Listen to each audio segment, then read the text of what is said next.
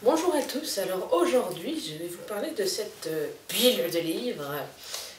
C'est donc Les femmes de l'autre monde par Kelly Armstrong. Donc j'ai les 8 premiers tomes, donc je pense que je peux donner mon avis sur cette série. Tome 1, Morsure. Le tome 2, Capture. Le tome 3, Magie de pacotille. Le tome 4, Magie d'entreprise. Le tome 5, Hantise.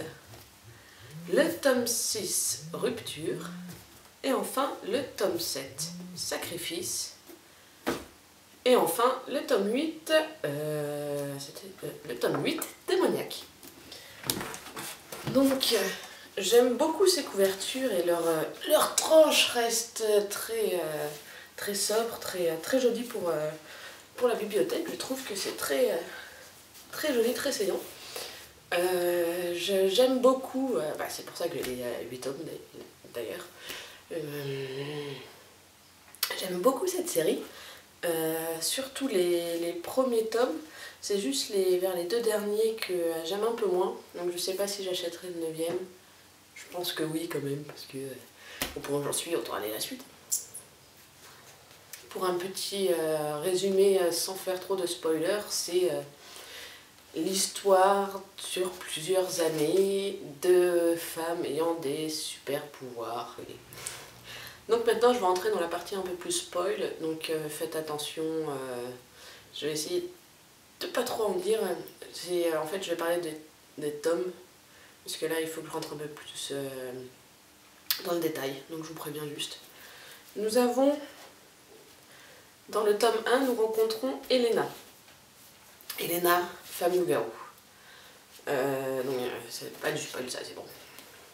Donc nous allons rencontrer comment elle vit sa vie de femme, sa vie de loup-garou, sa vie, enfin vraiment toute une base, et on a une enquête policière imprégnée au milieu. Et c'est le cas pour tous les tomes, c'est ça que j'aime bien aussi, on a toujours un aspect enquête, un aspect policier, c'est très bien sympathique. Très sympathique. On rencontre des personnages attachants, c'est triste, c'est émouvant, il y a de l'action, c'est un peu érotique parfois, mais ça va. C'est vraiment très bien raconté, très bien écrit, c'est très linéaire. On retrouve la même chose dans le tome 2, où le même style d'écriture, le même personnage, on retrouve vraiment tout ce qu'on a aimé dans le premier. Ensuite, à partir du... vous pouvez le voir un peu au titre, nous changeons de point de vue. J'aime bien ça, comme ça on a l'impression d'avoir une narration différente, vu que la personnalité de la personne n'est pas la même. Mais c'est très bien, et malgré que ce soit une autre personne, c'est quand même quelqu'un qu'on a rencontré dans les tomes précédents. Donc ça c'est très agréable, on n'est pas perdu, on la connaît déjà. C'est juste on la connaissait d'un point de vue extérieur, maintenant on va la connaître d'un point de vue intérieur, mais tout en voyant les autres aussi. Donc on ne perd pas de vue nos personnages des premiers tomes, donc c'est vraiment pendant tous ces tomes là, je vais pas vous le dire pour la suite, ça va faire trop de spoil aussi. Tous les tomes là, à chaque fois on retrouve des personnages des tomes précédents.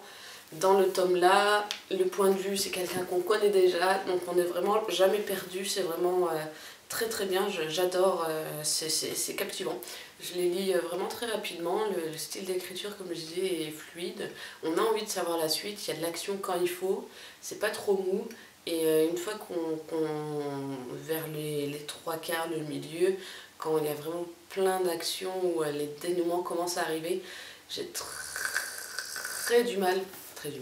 j'ai beaucoup de mal à me détacher de ce livre, et chaque fois je le lisais dans le train, j'étais là non c'est déjà mon arrêt, je peux pas, du coup je le lisais en marchant.